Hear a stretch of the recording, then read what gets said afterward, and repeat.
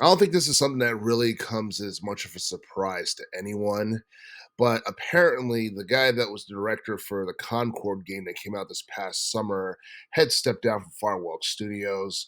The guy's name was Ryan Ellis, and I believe he's supposed to be moving to a supporting role within the studio because he knew that, at some point, he was going to get demoted or whatever if he had remained a director because that game lost around $400 million overall because I think that was like the budget for the game.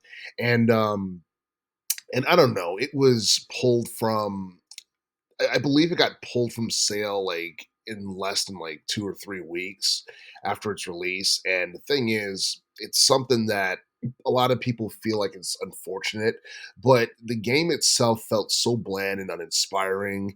And you go to Metacritic and it had like overwhelmingly like negative, reviews and all that. And I do feel that this might be something that's pointing to a larger trend in relation to like AA shooter games in general because it seems like the shooter genre is not as popular as it once was, especially like, in relation to like this decade so far, like the 2020s decade, because you look at games like Halo Infinite, which came out in 2021.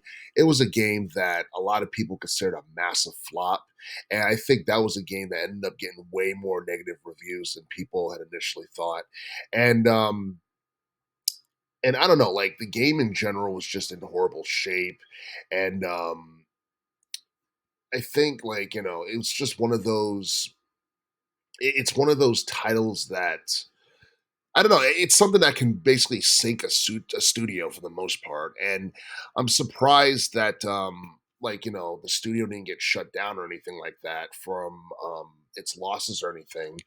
But I do feel that Firewalk Studios could eventually like recover from this. And I do feel that it's probably like one of the only like really bad games that came from Sony in relation to 2024, at least to my knowledge. And, I'm pretty sure like a lot of people feel like Ryan Ellis had, good, intentions and everything like that in terms of like, the overall like finished product of the game. But it's kind of hard to grab the attention of modern day gamers, especially considering the fact that for the most part, people have like short attention spans and they want something that's going to instantly grab their attention like right off the bat.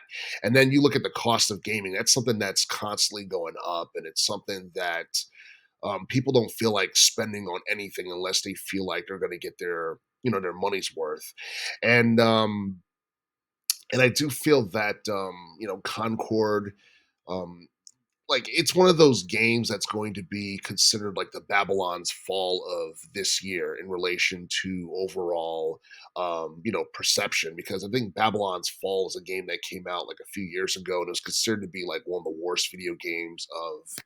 I believe it came out in 2022, like one of the worst video games of 2022, and I feel like that's kind of like what this particular game is in relation to overall, quality. It's probably like the worst game of 2024, but there could be, I don't know, there could end up being like worse games coming out later down the line and all that. But I do feel like, across the board, it doesn't seem like we're getting any really, really good games that got people buzzing or anything like that. So I do feel like if this game had bombed like in 2023, I feel like it would have stood out more because 2023 had nothing but great games.